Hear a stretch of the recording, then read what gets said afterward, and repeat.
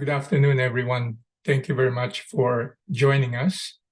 On behalf of the Institute for International Business and Center for International Business Education and Research, and Provost Constancio Nakuma, who heads our Institute for International Business, welcome to our International Executive Roundtable, the first of 10 or 11 this academic year, 2023 to 2024. I serve as a faculty director of the Institute for International Business, and I'm joined here by my colleagues, Karen Friedhoff, our associate director, and also Kayla Calabani, our program coordinator, who have done a great job, putting this, lecture together. Let me just say a few words about our Institute for International Business and Cyber and the International Executive Roundtable. And then I'll introduce my colleague, Associate Dean, Andrei Mikhailichenko, who will serve as faculty host, and then introduce our distinguished speaker for this afternoon, Christoph, Dr. Christoph Stefes. The Institute for International Business is a global education resource that's university-wide. We've been around for, over, 30 years. Among others, we are host to or home to the Center for International Business Education and Research, or CYBER.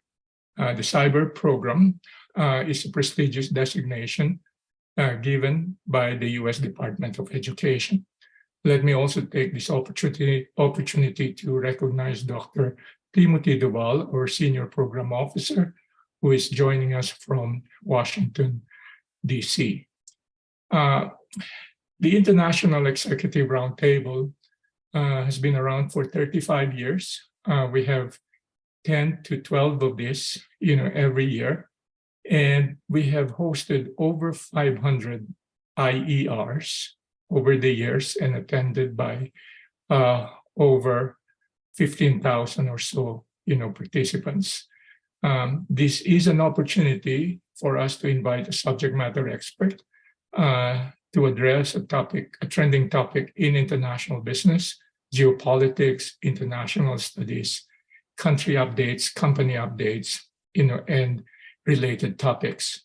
It is also an opportunity for us to bring together in an interdisciplinary cross-campus way our students and faculty from the different programs, disciplines, and campus of the University of Colorado, Denver. This particular event is sponsored by the Gibson Fund for International Business that was endowed by our good friend, Greg Gibson. And we do this at least once a month, and Karen will be giving you a preview of what's going to come during this fall term, or we may send them to you in the list of upcoming lectures. I'm excited that for today's lecture, my colleague, Associate Dean Andrei Mikhailichenko, is joining us as the faculty host and moderator. Andrei recently joined us from California State University, where he was also Associate Dean.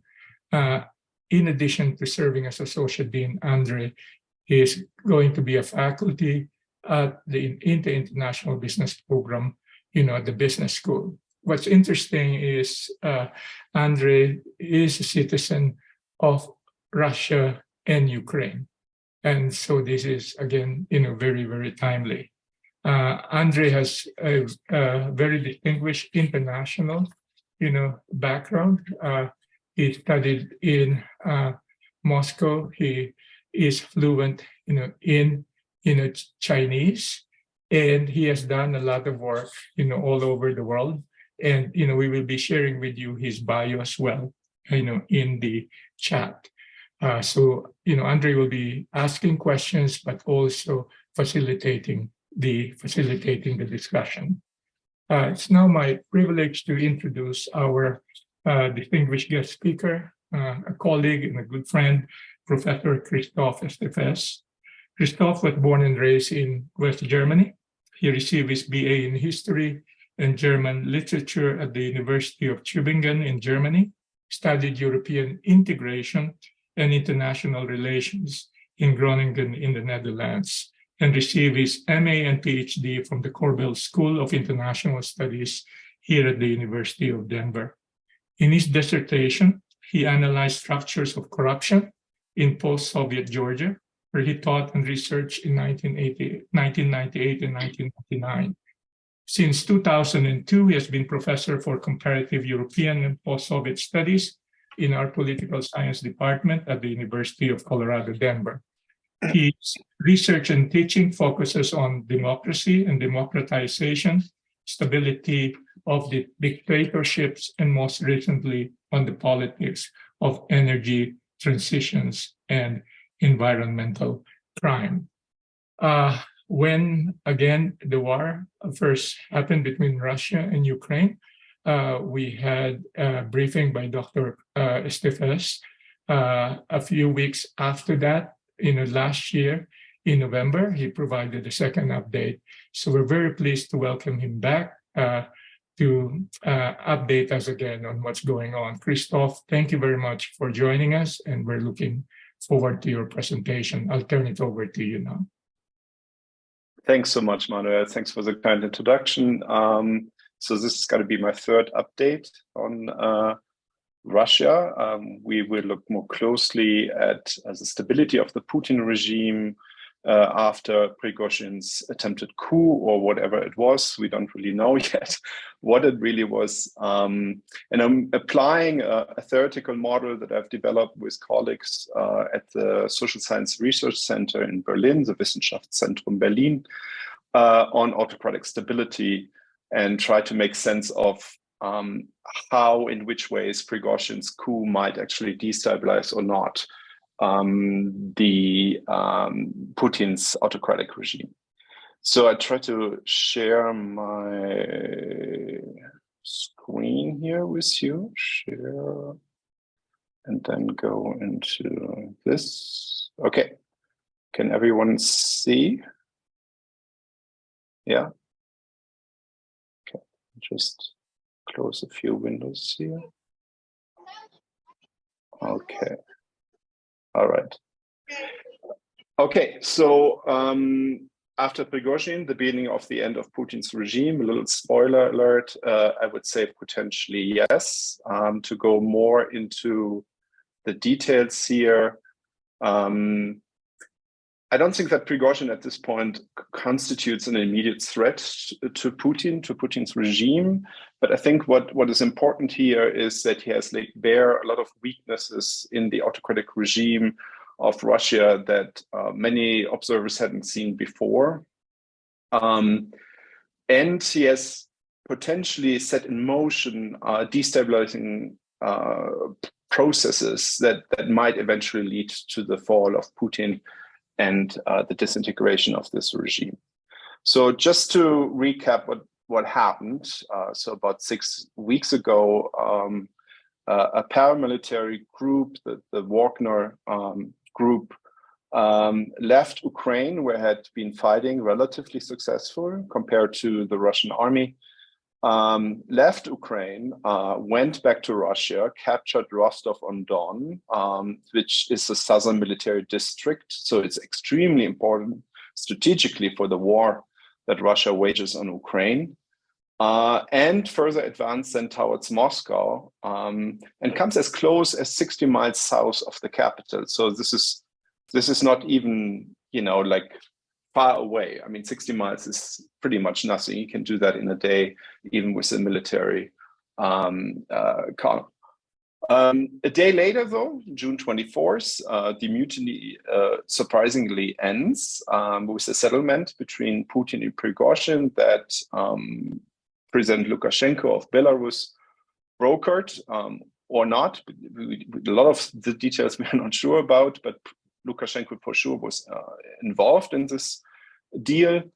And it's important to know, and I'm going to talk a little bit more about this later, that the mutiny was preceded by months and months and months of intense conflict between Prigozhin and the Wagner group on one hand, and Russia's military leadership.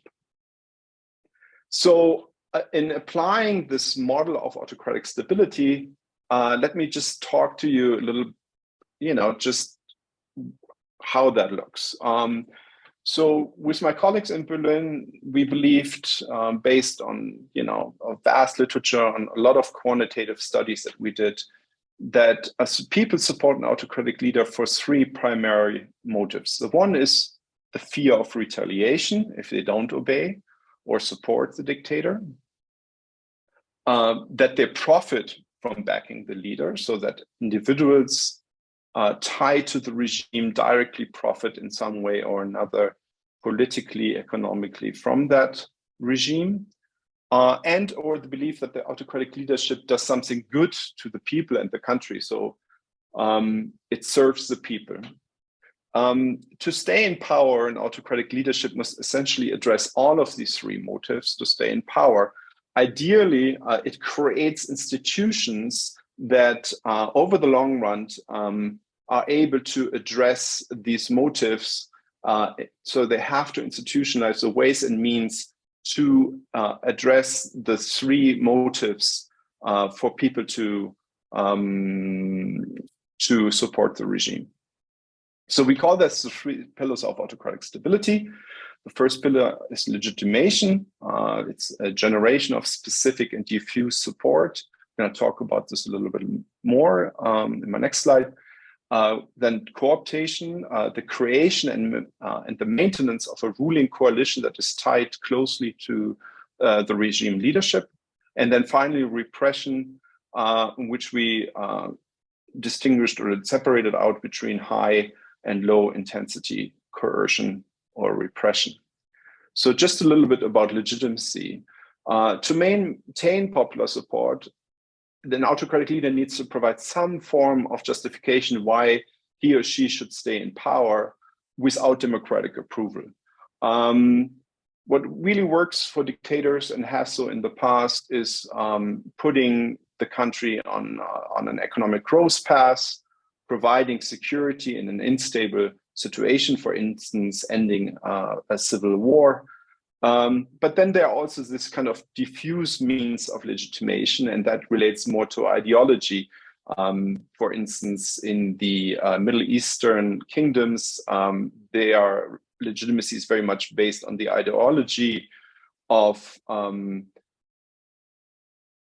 like that they are sent by God, or the communist leaders that their mission is to spread communism worldwide. So this is legitimacy. Co-optation is about really rallying a relatively small group, depending on the country, no more than a few dozen people. And these are usually the guys that control the guns. So the military security apparatus leaders.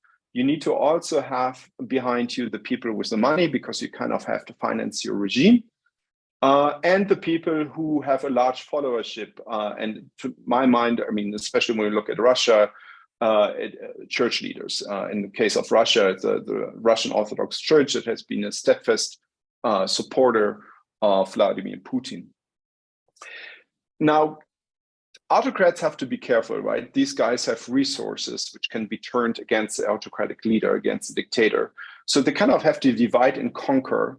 They make sure that no alliances are built among the elites against the dictator. They have to make sure that all power in the end comes from them and all the goodies come from the dictator. So there's a dependency on the dictator. But at the same time, if you want to make a deal, so the deal would be you support me and I make sure that you're fine. You also have to kind of formally make sure that these people stay or believe that you are sticking to the deal. And you do that by sharing power with them. You bring them into the government, you give them seats in the parliament so that they have some control over what you do and maybe even some influence on your decisions. Final pillar is repression. Autocrats need to build these institutions of what we call both soft, I mean, first of all, surveillance. You need to know what's going on in your country, of course, but then also of soft and hard repression. And by soft repression, we essentially mean this needle pricks that you can launch against particular, like critical journalists, non-governmental organizations, human rights organizations, and opposition parties. And these needle pricks are usually like you send over the tax administration to them. You shut down their newspapers or their organization. You do not allow an opposition party to even find a place where they can gather. All this kind of things. Nothing of this makes international use, often not even national use. And it is a relatively cheap form of repression. Hard repression, on the other hand, this is what we are, normally associate with dictatorships, is this kind of mass arrests, torture, murder, everything that makes international news. It is kind of a last resort because it's very costly, because of the international repercussions, also because at some point people might not fear you anymore, but they might be completely fed up with you. And this hard repression always creates these martyrs that serve as a lightning rod. We have seen this in the Middle East, for instance, during the Arab Spring. So you want to rely on soft repression, but if you cannot do anything else, then you have to use essentially hard repression. Now, these pillars are self-enforcing through the institutions that you create. You essentially create institutions which do not allow for any kind of alternative arrangement to hold and to take place. People do not see any alternative to these kinds of institutions. By these institutions, for instance, we mean, mass propaganda, we mean the security apparatus, we mean certain arrangements between the government and the economic elite. So these are the self-reinforcing institutions that support all these three pillars. They also reinforce each other. That means if legitimation is strong, we can also expect cooptation to be strong. For instance, it's very simple because no elite wants to go against an autocrat who's widely popular. This usually fails. We have seen this in Latin America, in a coup attempt in country escapes me right now, Venezuela, where the elite tried to topple the dictator back then, and the people rallied behind him and brought him back to power. So these pillars are mutually reinforcing, and these pillars are also reinforced from outside. For instance, the repressive apparatus can be shorn up by your allies that provide you with military training, that provide you with support, other support, technological support, which becomes even more important today. Your legitimation pillar might be shown up by a booming world economy, which also lifts the boat of your country. So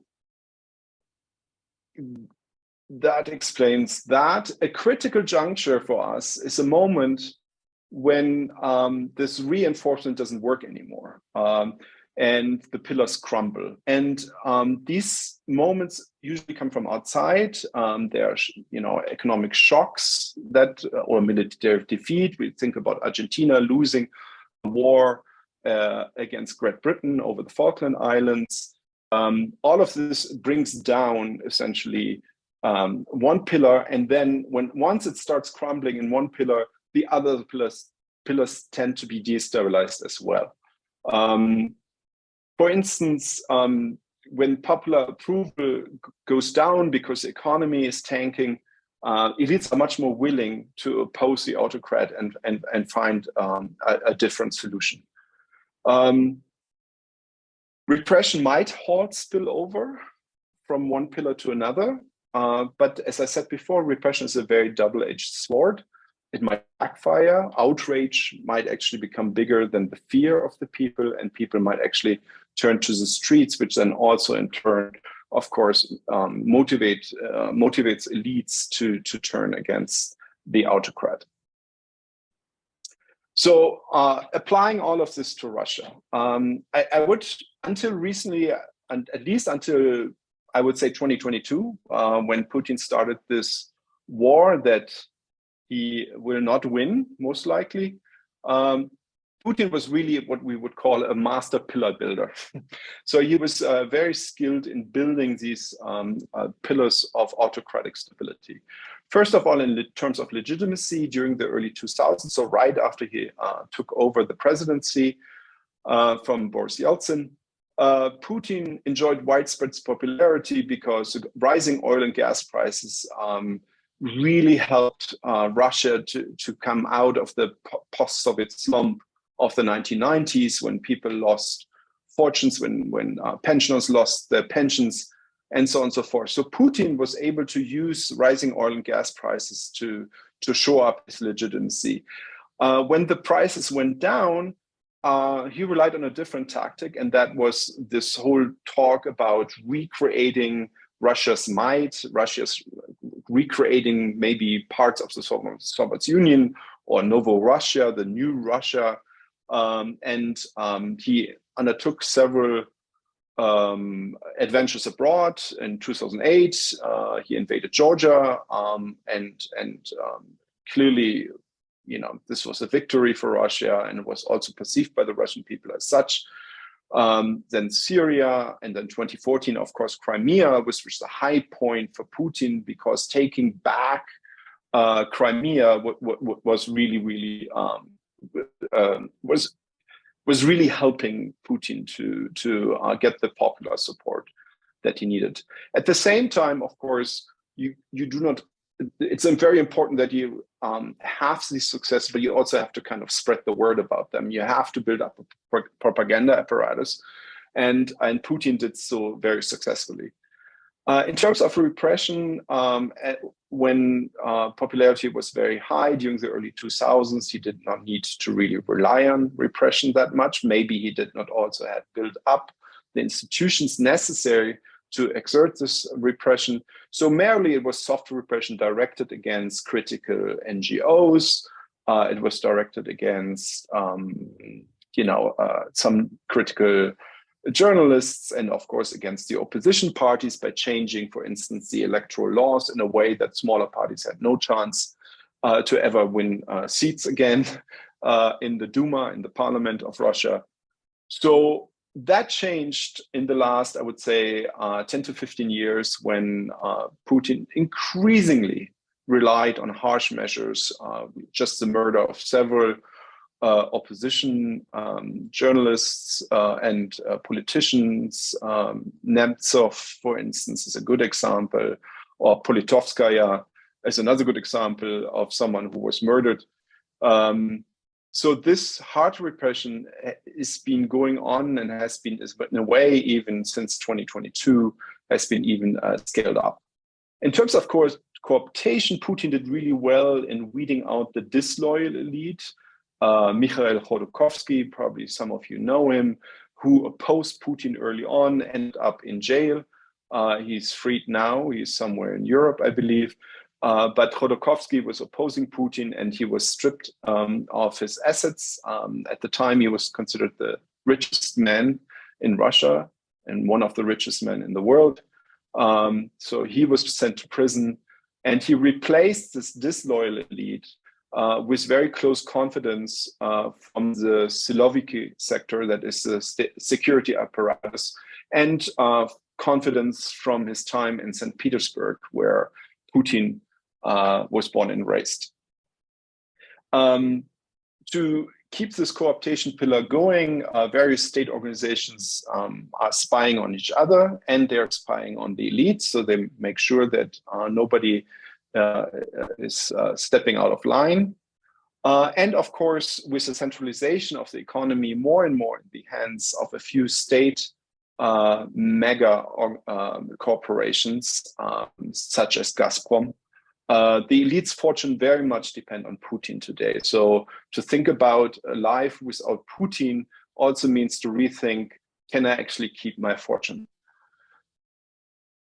So here comes Prigozhin.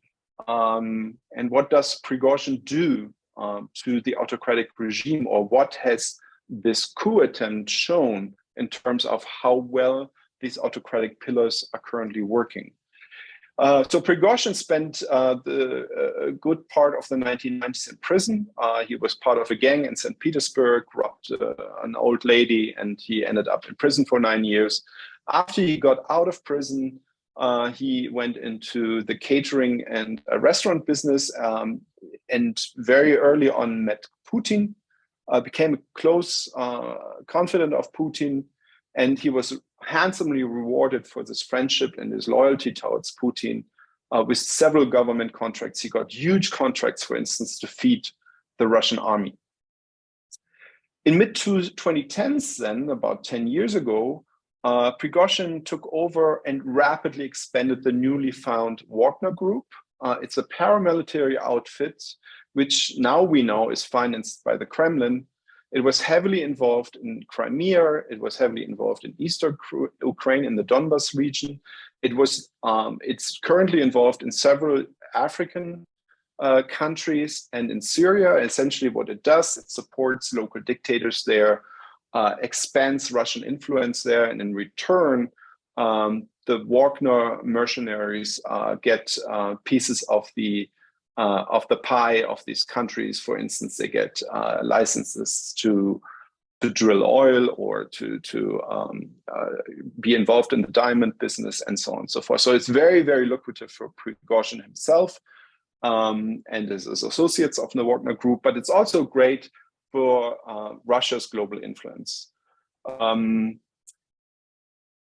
Also important for the United States, Prigozhin was the founder of the Internet Research Agency, IRA, a troll farm that was to some degree, I mean, we don't really know to what degree, but to some degree was instrumental in bringing Donald Trump to power in 2016.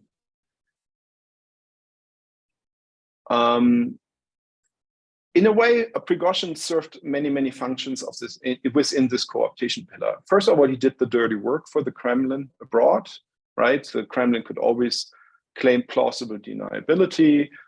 These guys are, these are paramilitaries.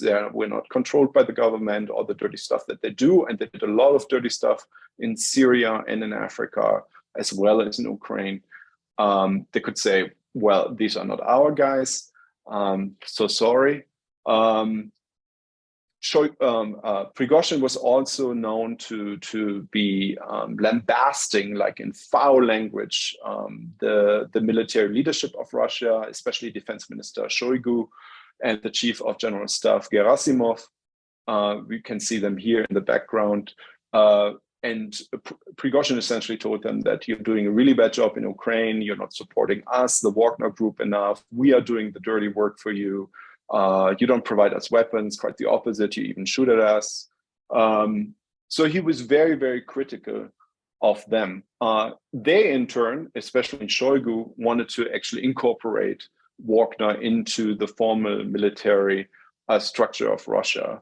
So it was a battle between them, but the battle in itself is a good thing, right? This is exactly what you want to do. You do want to have the elites pitted against each other, and you, as a dictator from the top, you are the final arbiter of all of these fights. And the critique that Prigozhin, launched against the military leadership worked well for Putin. He mistrusts the military in general. He's a KGB guy. He's not a military guy, so he does not have the closest connection to the military. He as well disapproves of the performance in Ukraine. He thought that this war would be over within a few days, maybe in a few weeks. And now we are entering over 500 days of this war, and actually Ukraine is currently pushing back. So this is not going well at all for Russia. At the same time, Wagner needed to be controlled, and it was. It was infiltrated by at least 2 security agencies, as far as we know. One was the FSB, so the civilian security apparatus of Russia, comparable maybe to the FBI, and the GRU, which is the military security or intelligence apparatus within the Russian military army. So both of them actually were supposed to keep close eye on the Wagner Group. So what does the Wagner Group then tell us? First of all, it tells us that the co-optation pillar is weak, or is weakening at least. right? Prigozhin becomes independent of the Kremlin. He has external sources of income, for instance, from Africa, and he builds up these autonomous military capabilities that Putin is not really, controlling.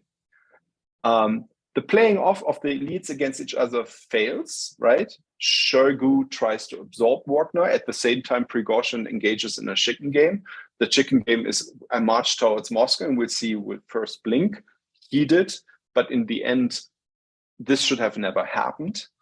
And then also interesting to see is the flight pattern of the private jets of the oligarchs of Russia.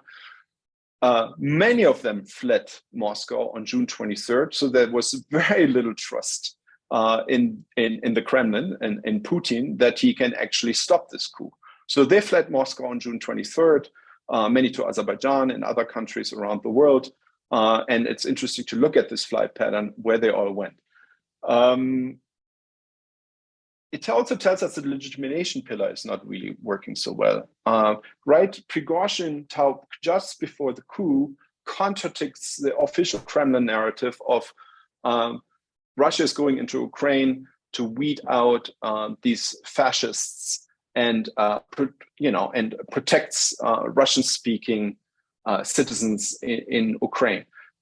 Prigozhin clearly said this is not the case at all. This was essentially an invasion to further the material interests of the elite, right? And he uses Telegram, which is comparable to maybe WhatsApp, but Telegram is owned by Russians, and he uses Telegram to spread this message everywhere. It essentially undermines Putin's propaganda. Also, in terms of military performance, Prigozhin clearly tells everyone in Russia that this is not going well and that Russia is doing a terrible job in Ukraine. That is not what you want the people of Russia to hear when you are Vladimir Putin. Common citizens don't like Prigozhin, but it's also interesting to see how they reacted to the coup. And that was, they didn't do anything. If, in Rostov-on-Don, for instance, they essentially, applauded Prigozhin. Outside of Rostov, people just stayed at home and didn't do anything. So they didn't come to the rescue. For instance, as they came in 1991, when the KGB started the plot against the Russian president, and people were swarming around these tanks, protecting Yeltsin back then. Nothing of this happened. So that means the people cannot be really, they might not turn against Putin. At the same time, they are also not ready to defend Putin against potential challengers. And finally, there's the weakness of the repression pillar. The security apparatus largely failed to detect this looming coup. There was no coordinated attempts to stop Wagner. Kremlin's military commanders were largely unseen, and they were rather passive.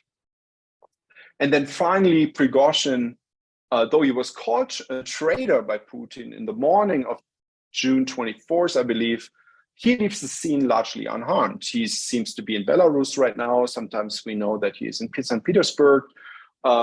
His fortune is still there. They have not taken away from him his assets. So he might be a potential threat. I don't think that he is right now. But Putin does not follow through, right? If you call someone a traitor, you at least incarcerate a traitor, or as the Russian security guys have done in the past, you poison them with some plutonium or something like that, or not plutonium, but with something else that was put in the tea of this one former FSB agent. So, but Prigozhin is still around. Obviously, he seems to be somewhat untouchable. That raises the question, who enters next? Russia's pillars of autocracies have shown substantial vulnerabilities, and not just to us political scientists, but actually also to people and the elites in Russia. It might encourage other would-be challengers to Putin's rule in the future. Putin might be able to restabilize the pillars, for instance, by strengthening the security apparatus once again and the military commanders. He seems to be doing this to some degree. But a lot depends in the end on the war and the outcome of the war. I think that very much determines the future of Putin, which actually makes Putin so unwilling to compromise, to find an agreement with Ukraine, find a peace deal. So what's the impact on the Ukraine war? I think there's no immediate impact. The departure of the Wagner group does not constitute a major bloodletting. As we can see right now, I mean, the Ukrainians are pushing back, but it's extremely hard for them to make any significant territorial gains. The Wagner coup might have shattered the morale among ordinary soldiers and among the Russian population, that's for sure. Also, the military leadership right now might feel quite vulnerable. They need military victories, which could actually provoke them to take quite risky campaigns, which could actually backfire quite a bit. And then think about the distrust, right? The various military leaders right now, they have watched each other very closely during the coup. They saw that some of them were actually not willing to stand up against Prigozhin. Some were loyal to the Kremlin, but some just, essentially returned to their bunkers or wherever and were not doing anything. So this distrust among military leaders cannot be good for Russia's war efforts in Ukraine. So in short, this is actually somewhat good news for Ukraine. And in the long run, I think we will see the disintegration of the Putin regime. And by the long run, I mean over the next probably 2 to 5 years. So, but this is recorded too bad, so you can actually quote me later. But this is my prediction, and I stop it at that. Thank you. Oh, thank you. Thank you very much. Andre, let me turn it over to you. Okay, thank you so much, Christoph, for excellent lecture. Those who are willing to ask questions, please use the reactions button on the bottom of the screen, and then use raise hand option, and you will be given the opportunity to ask question. So while you are preparing questions, so let me ask my question to our lecturer. Christoph, you did an excellent job describing different pillars of the Putin regime: legitimacy, cooptation, repression. I would add to this also economic power that in high degree is based on sales of fossil fuel like gas and oil, and in high degree to Western countries.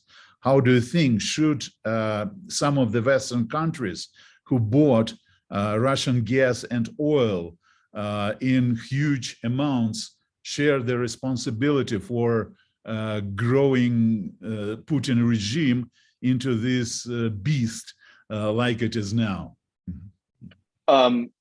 Well, being a national of Germany, I can say a few things about that. We know that Germany, for instance, continued building the Nord Stream 2 pipeline after the annexation of Crimea, after the illegal annexation of Crimea and the intervention of Russia in the Donbas region.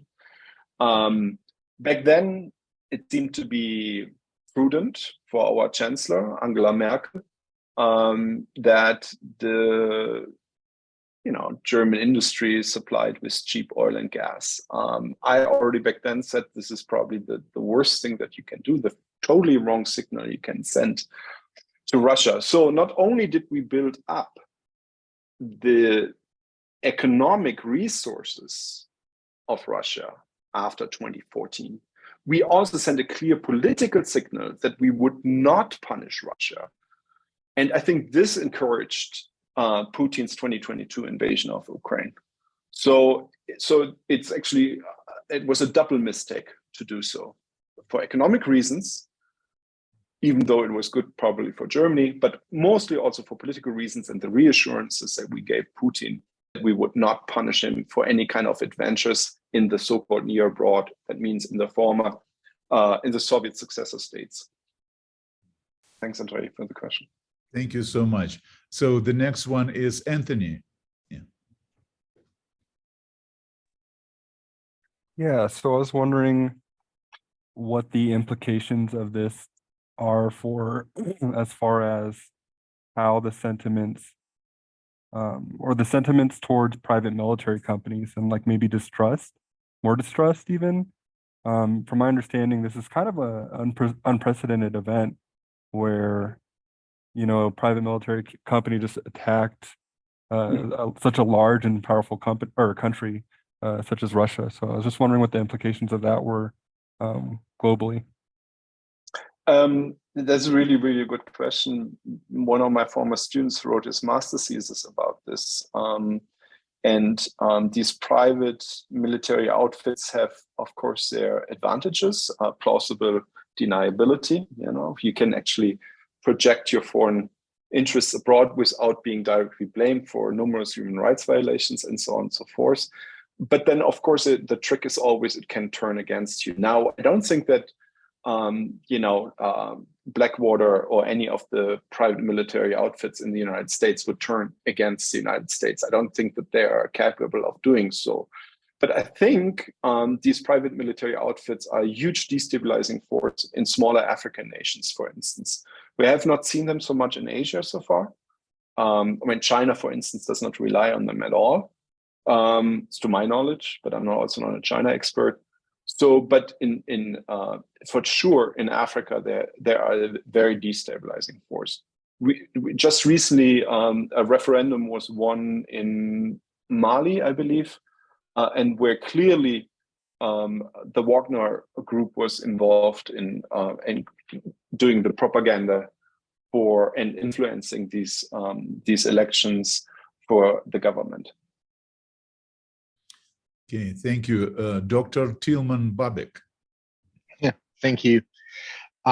Question is about the motivation of Prigozhin heading towards Moscow. I mean, he decided to do so, and just after a few hours, he decided to go back to just go out of that. And it doesn't make any sense to me from neither perspective. So what do you think was the motivation for him to do so and to quit after such a short time? And who benefits from that? Well, there are two explanations out there. I don't know which one is right or wrong. The one is that he had hoped that more regular military troops would join Wagner, and then he would have had a chance actually to take Moscow. It was impossible for him with just the Wagner troops to take Moscow. So that was clear to him. I mean, Prigozhin is not stupid. I think he saw that. So his hope was maybe, this chicken game would pay off for him, and large parts of the military, of the Russian military, would join him at some point. The other explanation, which makes more sense to me, is that he never really intended to actually go into Moscow. This was his threat. I mean, the Shoigu, the defense minister, essentially told Wagner that it would be taken over and would be integrated into Russia, which essentially means Prigozhin would have lost Wagner. And he probably tried with this March of Justice, I think he called that, to make sure that Wagner remains untouched. And while Wagner was marching towards Moscow, he tried to reach Putin and to essentially negotiate with him, but Putin would not actually take his calls. So I think it's at that point where you realized he lost that game. And the deal that was offered through Lukashenko or not was probably the least that he could get out of it. And he took it, which was probably smart. Okay, thank you. Ali Al-Nazal, please. Thank you, Professor Stefes, for your presentation. My name is Ali Nazal. I am political science and international studies student at CU Denver. And my question is, do you think that the regime after Putin will be better or worse than the current situation? Because, from previous experience, just like in Libya, Iraq, Egypt, when you are toppling the dictator, it is not necessarily will be stable. And taking in consideration that Russia is the superpower state, so it will be more stable or less stable on the international level? Well, as far as the international level is concerned, since Putin has already invaded Ukraine, I cannot imagine that it could go any worse in terms of destabilizing the international arena. We know that Putin has also other countries in sight, Moldova, for instance. But the capabilities of the Russian military at this point does not allow for any other major adventures, thank God. Internally is more interesting, I think, because a lot of people expected a wave of arrests and major repression, and that did not take place. We know that maybe some military leaders have been removed from their positions, but it wasn't really this wave of repression, which indicates to me that Putin is much less shaken by this event than he should be. Okay, thank you. The next one is Maricela. Hello, good afternoon. So I have I mean, if the potential of the end of the regime with Putin in Russia, that is not going to come with no toll, right? That would represent a lot of turmoil in Russia. So how does that affect the flow of materials, supply of oil and gas? How is that going to affect? Because just the invasion of Ukraine represented a lot of changes in the prices and in the flow of materials. So what would that be if that regime goes to the end? How would that change the overall supply of materials to the rest of the world? I mean, they keep making business. They are still selling their product, right? We are still somehow dependent on them. If they go into a civil war or into a situation where the regime ends, how is that going to affect the rest of the world? Well, for sure, it will have an implication for oil and gas prices in the world, also for grain prices, right? Wheat.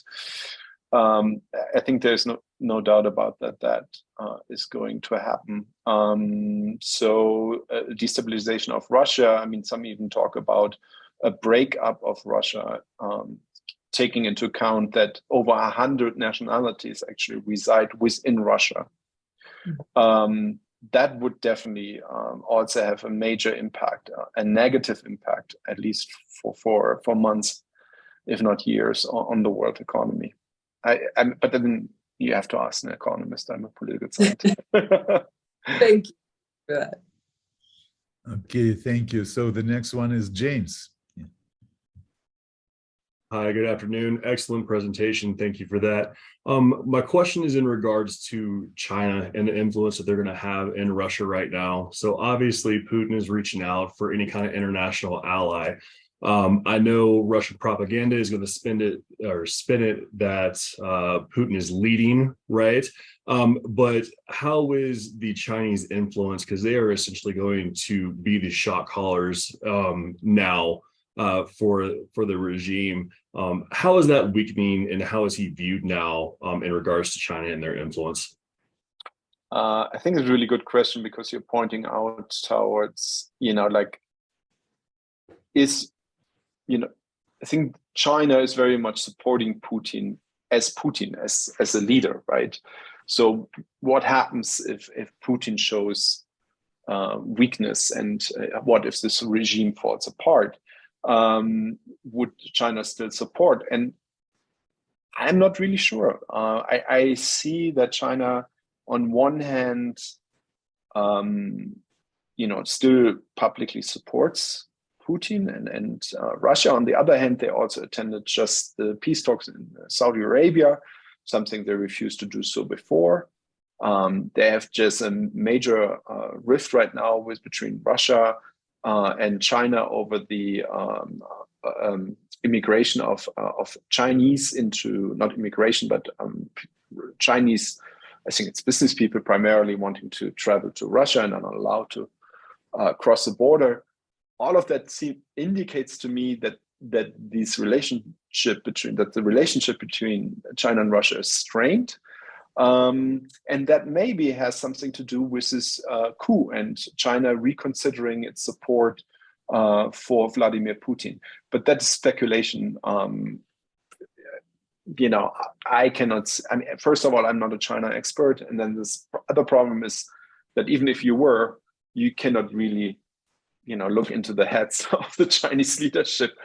But I mean, at least there's some indication that this alliance between China and Russia, in which Russia is clearly the junior partner and always dependent on China's support, is loosening, at least. I mean, not falling apart, but it's getting a little bit less strong. Andre, maybe as the China specialist, any perspectives on this?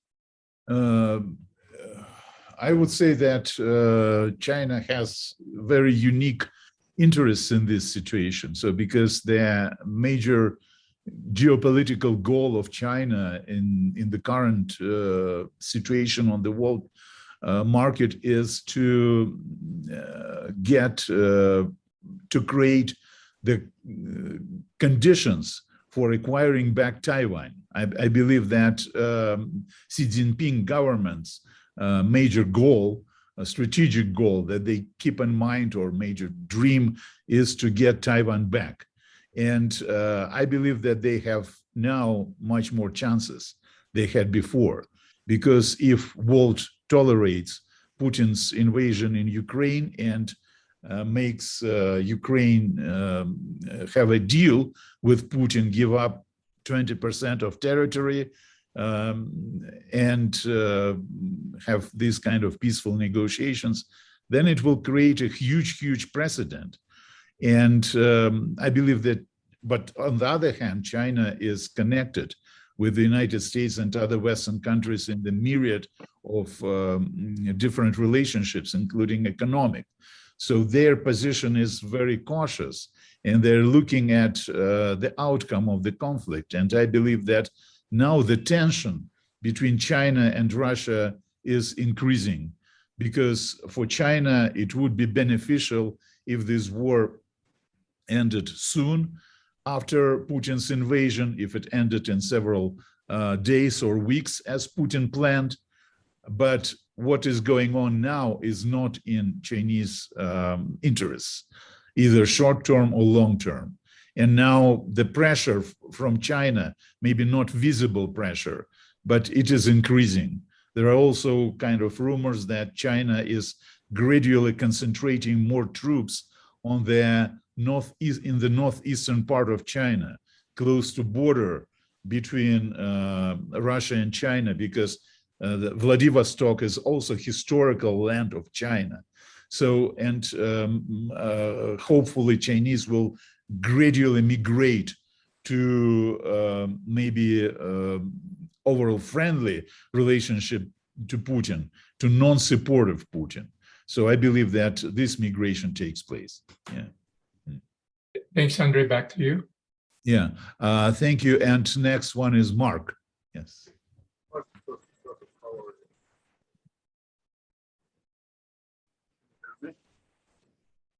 Mark, we can hear you. Not really. No. Can you be closer to microphone? No. Is this working better? Not really. Maybe you type your, can you type your question? Yeah, you can't hear me at all. A little bit. A little bit, yes. Let me try one more. Maybe you can type your question, and at the same time we will get question from Katharina. Okay. Yes, hi everybody, and thank you, Christoph. for this lecture. I have a question that goes more like overall the situation about the war in Ukraine. What do you think about Europe? What should be Europe's role in the future, no matter if Putin stays in power or whatever comes? So what should be, because this is very discussed here in Germany, what Europe's role should be, and it's not so between China and the United States, Europe has a certain role. And what do you think this role should be? Thanks for the question. Well, I think, I've been advocating for a long time that Europe strengthen its foreign and security policy for way too long. I think after the end of the Cold War, Europe very much relied on the United States for its security. Maybe it did not even see any threats to its security. I mean, for a long time, the Germans, for instance, never saw Russia to be a threat to its national security. That has changed now. And fortunately, we see attempts by the Europeans to beef up its military. But to me, it's a little bit too late and probably not enough. We have relied for way too long on the United States, and we don't know what happens in 2024. Donald Trump might come back into power. He already threatened back then that the United States would withdraw from NATO, which means essentially that the United States would, relinquish, or not relinquish, but essentially would give up the security guarantee to Europe. So Europe needs to react to that and needs to stand much more united militarily against neighboring countries, well, especially Russia, of course. The second, though, I would say is that internally, Europe needs to be much more aware of autocratic tendencies in Hungary, in Poland, in Italy, maybe even in Germany, with huge support that the AfD is currently getting, because all of these movements, these right-wing populist movements throughout Europe, are supported by Russia. So I think Europe also internally needs to be divided more against its, so to say, internal enemies. So I can only advise European leaders to focus much more on themselves, on Europe, and to become more self-sufficient diplomatically, politically, economically, but also mostly militarily, and become more independent of the United States, because we just might not be able to count on the United States in the future. And that's, if I may add, that to me seems to be a very big problem, because I think it's very unrealistic that the Europeans will be kind of being together, because they are so it is so crazy that they are not even able to put something on the table that will be interesting for the United States or China or Russia. I think this is a very complicated process, and Europe has passed the chance, I guess, to do a good job in that sense, if you know what I mean. I'm sorry. Yeah. I would disagree. I think that Europe at least is starting to, maybe a little bit too late. Had they done this earlier, they could have stopped the invasion of Ukraine, especially after 2014. Europe was still asleep, but they are not anymore right now. So, and these processes take a long time. When you look at the history of European integration, this takes a very long time, even when you have external shock events such as Russia's invasion of Ukraine. Okay, thank you. Now let us take Mark's question. Christoph, do you see it, or I should read it? I can, but maybe just read it because. Okay. Where did the elite in Moscow go as Wagner troops approached Moscow? Also, what about the counter argument that Putin consolidated power with the episode? And lastly, how can Ukraine use this episode and development to its advantage? Well, the first question is about the Russian elites. We know that some of them went to Azerbaijan. Azerbaijan is kind of a destination for Russian elites because Azerbaijan is relatively Russian friendly. And plus, of course, Baku is, a world-class city. And the rest went to the Middle East. So the Middle East is also still a heaven for the Russian elite. The second question, has he reconsolidated his power? Yeah, in some way he has. He tried very early on June 25th, I believe, already, to portray this as nothing to worry about, back to business as usual. I mean, he went to this far away region in Russia and, promote, I think, tourism there, which is like crazy when you think about it. But this was clear an attempt of the propaganda to say, hey, there's nothing to see, move on. I don't think that will really fly. I think he's.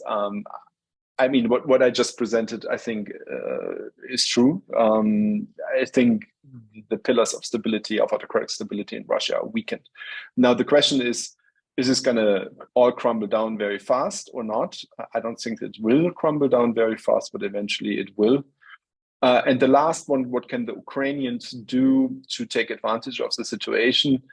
Well, not too much, because as I pointed out, that Wagner left the Ukrainian theater does not really impact Ukraine's ability to advance fast and recapture, occupied territory, which has to do with it, the fact that the Russians had months and months and months to dig in. To put mines everywhere. It has to do with the fact the West is still too slow to deliver the weapons that the Ukrainians need. For instance, F-16 fighters. So, given that the Ukrainians were not in a position to actually take huge advantage of this moment of instability in Russia. Thank you so much for answering each part of this question. I see that Maggie asked a question in chat session and she has the hand raised. So Maggie, now the opportunity is yours. Thank you. Thank you for the talk. I was just wondering, and feel free to redirect me to look elsewhere. I don't think there's a fully figured out answer, it sounds like, but are there any theories you have about how Russia did have economic increases in the last year, despite trade sanctions and still having very complicated business relationships, but anything that you know of as to why they grew? On one hand, there's so many ways to undermine and go around the international sanctions. Just in a chat with friends in Germany, I saw how much, for instance, German exports to Kyrgyzstan have more than quadrupled, I think. So German companies who are not allowed to send their stuff straight to Russia, they just export it to Kyrgyzstan, and Kyrgyzstan exports it to Russia.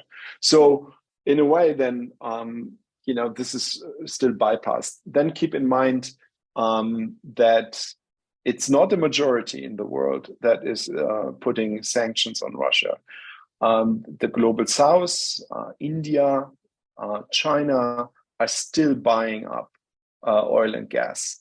So Russia is redirecting its exports. So much in the same way that the Western countries have found new sources of oil and gas, Russia has found new customers for its oil and gas. It sells this stuff for below world market prices, for sure. but it still makes tons of money, right? So that explains why Russia is not doing as bad as much as many of us expected or hoped, frankly speaking. I mean, in my case, definitely hoped and expected.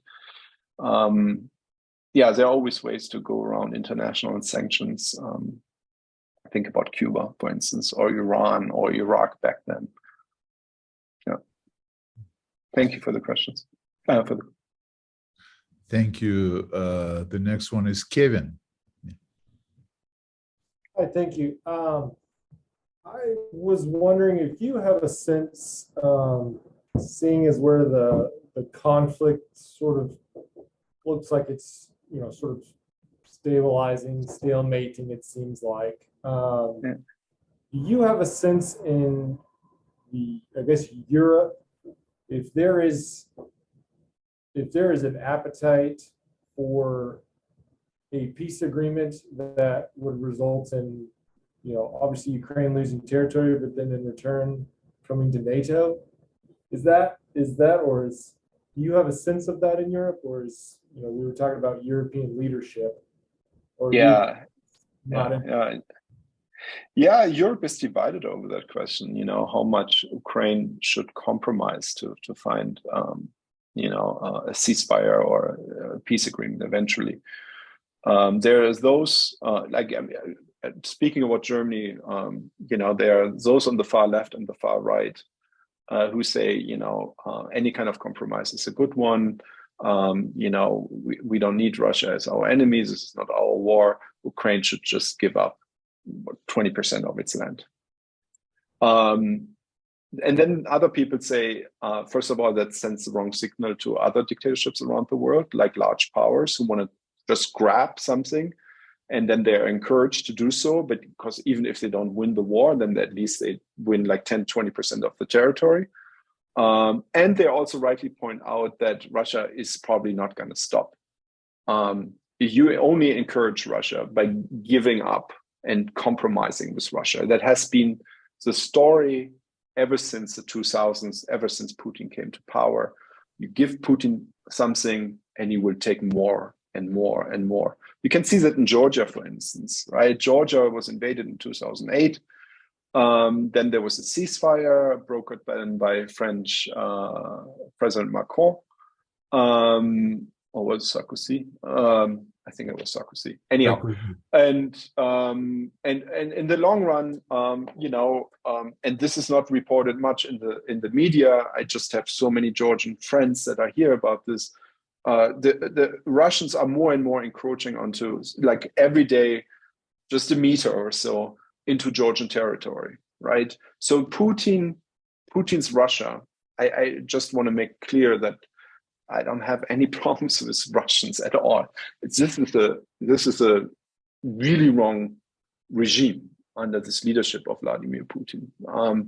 But Putin is not willing to stick to any deals. So, but you see this division all over Europe. So there's like kind of this exhaustion, right? People are exhausted by the war, which is ridiculous because we Germans don't lose our brothers, sisters, fathers in this war, but still they're somehow exhausted by the war. I don't know. And they want this to end as fast as possible. I think this is actually the wrong signal. But talking about where will this end, it really, I think, depends a lot on large foreign actors like China. I think Andrei made a really good point. If the Russians, or the Chinese, if the Chinese put enough pressure on Putin, Putin will be much more willing to seek a ceasefire, and that peace deal eventually could maybe include Crimea being a jointly governed territory of both Russia and Ukraine, or something like that. I think there's some willingness in Ukraine to seize Crimea to Russia, not entirely, but in some kind of arrangement where they jointly govern, or some third power, has kind of the what do we call that? Takes care of Crimea, stewardship. That's it. So kind of an international stewardship. I would also add that one of the possible scenarios of this war end is elimination of Putin, either physical or political, because the elite that is around Putin is strongly disappointed with what he is doing, and no one except him wants this war. So this is one of the possible scenarios. Yeah. Okay, thank you. James, you're the next one. Hi, thank you again. So obviously the Ukraine war is ongoing right now. Hopefully it can come to a swift end. But how do you see international organizations and US businesses, what are they going to have to see from Russia in order to get back into the country, because it is such a large market? Yeah, I'm not. I mean, first of all, I mean, Andrei probably knows more about this. Is the Russian market, the consumer market, really that big? Right, the Russian middle class has, grown somewhat. It's decimated now due to the sanctions and so on and so forth. I don't think that that American companies see Russia as such a crucial export market. I really don't see it. But maybe Andrei has, a different opinion about that. No, Russia has 140 million population. That is pretty much large. But first of all, even in terms of population, Russia is far from being the huge market like China or India. But from the point of view of consumption capacity, the middle class is shrinking at this point in Russia. And the higher upper class, like luxury products, for luxury products, it's really big market. For instance, Russia is still the largest buyer of Mercedes 600 vehicles. But in terms of the consumer products, Russia's role as the market is getting smaller and smaller during these years. Okay, thanks. So I do not see yes. any other There's a question from Mark. Yes, another question from Mark. Are Wagner forces in Belarus, and does this make Ukraine more vulnerable militarily? No, I don't think so. The things that I've heard about, I mean, there are two big rumors out there. One is that Wagner is meant to destabilize the border to Poland and to, is it Estonia? I think it's Estonia, right? In a way that they are facilitating that immigrant streams crossing into Poland. Yeah, exactly. So so Poland and other neighbors are really nervous about Wagner being so close to their borders, not so much because they fear an invasion, but Wagner kind of destabilizing the situation and redirecting immigrants into Belarus towards Poland. I mean, this is a very subtle way to put these countries under stress, under pressure. And the other rumor that I've heard about Wagner was that Wagner is used by Putin to destabilize, or not to destabilize, it's a little bit strong, but to put pressure onto a Belarusian president, Lukashenko, that essentially Wagner is used as, in a typical way. It was also used in Africa to put the local leadership under pressure to make them see that Russia is always watching them and that Russia is always out there. So these are the kind of two rumors, but I don't think that the impact on Ukraine, is lessened compared to, when you think about, the fight over Bakhmut in Ukraine and, the ability of the Wagner forces to take that city after months and months of a terrible onslaught.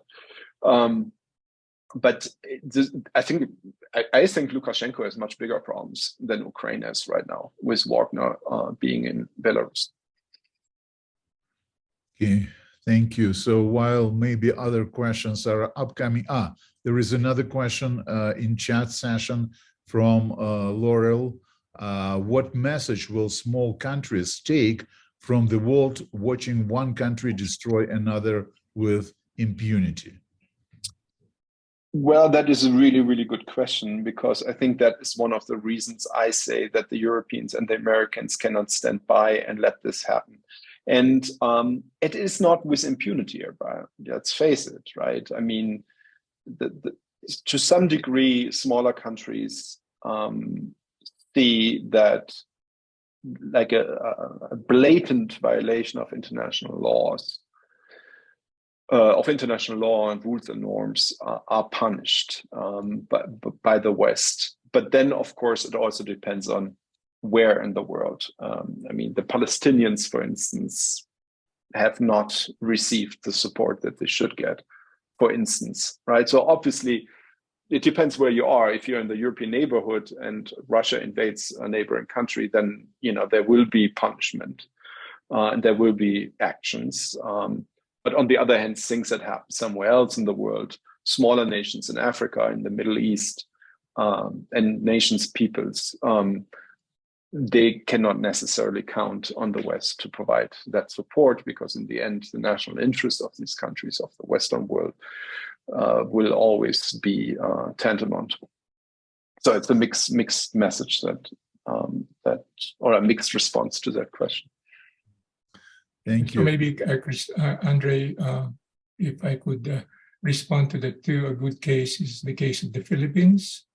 A small country, again, that is subject to the contest between the US and China and other countries in the China Sea.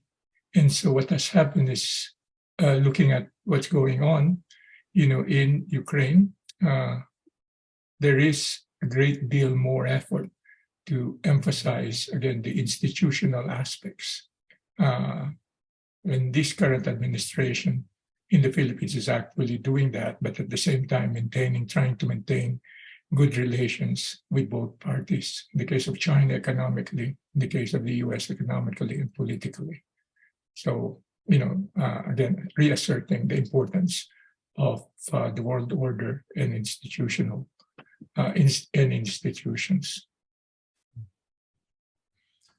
Okay, thank you. So let me ask you, Christoph, one more question, while maybe other questions from the audience are being prepared.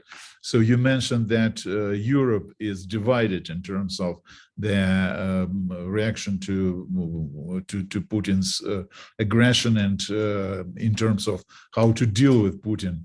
But United States are also divided. So listen to the rhetoric of, for instance, DeSantis versus Biden, not saying about Trump. And even in Biden's administration, if to analyze the statements made, for instance, by Antony Blinken in Ukrainian war, they are very different from the statements made by Jake Sullivan, who is the national security advisor. So my question to you is, if you was the advisor of President Biden, what would be your recommendation regarding the future of American foreign policy in this Ukrainian war? To intensify their support, or maybe to decrease the support, to find some maneuver, to maybe facilitate some negotiations? So what would be your recommendation? Yeah. Well, first of all, looking back at what the Biden administration so far has done, and I think they have done a good job. I mean, the Republicans can, moan and complain whatever they want, but Biden on the international stage has done a really good job. I mean, Biden has escalated in lockstep with the Russians. So he did not over-escalate at any point. But when any time the Russians took a further step, the Americans were willing to supply, advanced weapons, other advanced weapons, to counter this new threat by the Russians. I think that was exactly the right way to do it. Compare that to my home country, Germany, although the United States is as much my home as Germany is. But Germany has been always too little too late, always. And the same divisions that we see within Europe between, let's say, Poland, for instance, and especially Hungary, that has blocked all kinds of meaningful sanctions for a long time, and still does, on Russia, you see within the countries as well. So our extreme left and our extreme right, the AfD, and the left, Die Linke, are, I mean, I have to say, they are Putin supporters. And I fear that many, not all, but many Republicans willingly, consciously or not, support Putin because there is an authoritarian tendency in some of our right-wing parties in Europe and the United States to support strong men, and they're always men, right? So support strong men no matter what. Because they stand for, you know, the purity of the culture or against gays or whatever, and that's hugely problematic. It's not, to me, not that I was a huge fan of Reagan, but Ronald Reagan's GOP is not the GOP of today. So my advice would be stand strong against bullies around the world, because who else would? I mean, who else would? You know, my thinking about the United States foreign policy is very mixed.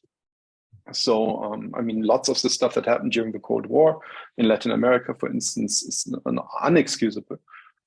But long story short, today I would rather be, you know, how to say, not ruled, that's a strong word, but I would rather have the United States have a strong word in the world and not the Russians or the Chinese. So I hope they stay to their principles. So Andre, maybe this is a good time to conclude and summarize. Andre, Christoph, any final word before? I see one more question from the audience, so let us take it and then finalize. Jonathan, you have a question. Yeah. Sorry for jumping in right at the last minute. I was just wondering if you see this getting out of proportion and possibly starting a bigger conflict, more universal worldwide conflict. Mm-hmm. And maybe that question can be also, Laurel had a good question about military might and nuclear threat. And maybe, that we can add that to your question, like you say, a chance that this expands and maybe even turns into something nuclear. And I don't think so. I think Russia very consciously, very strategically used the threat of expanding this conflict, the war, as well as using at least tactical nuclear weapons in a way to essentially make the Europeans say, okay, all right, let's find a ceasefire and Ukraine has to give up. And I think it hasn't paid off. And for the last few months, you don't hear this anymore. I think the Russians have realized that the world sees this threat of nuclear weapons or further escalating the war into maybe other territories, that isn't very much an empty threat. So I'm not worried about this. I'm not worried that the Russians will use nuclear weapons. I've never been really. And I'm also not worried that this is going to expand further into other countries, because Russia also does not have the military capabilities to go into Moldova, for instance, or even to provide support for their allies in Georgia right now. Right, there was also a lot of talk about maybe the Russians are now taking northern Kazakhstan, where a lot of the majority are Russian speakers or Russians, or ethnic Russians. But how? I mean, this is one of the things that this attempted coup showed. There are no military capabilities left. They are all tied down in Ukraine right now. Well, thank you very much, Christoph, for the excellent talk. Andre, thanks for the excellent facilitation. I think this will be a good time to conclude with Any last words, Christoph, and then I'll do a bit some announcements and some acknowledgements. No, actually, I first of all, thank you again, Manuel, for organizing this, and of course everyone else in your team organizing this. Kayla, for instance. It's always a pleasure to talk about Russia and world developments here. So hope to see you soon. Thank you for the collaboration. We've had many years of again partnership, and this is exactly what our cyber program in the IIB are here to do. I would like to thank our attendees, our participants, our students especially, for coming to these events. We will have, as I said earlier, at least once a month, we'll bring in a subject matter expert to talk about the trending topic in international business. And Karen is going to send the announcements to you.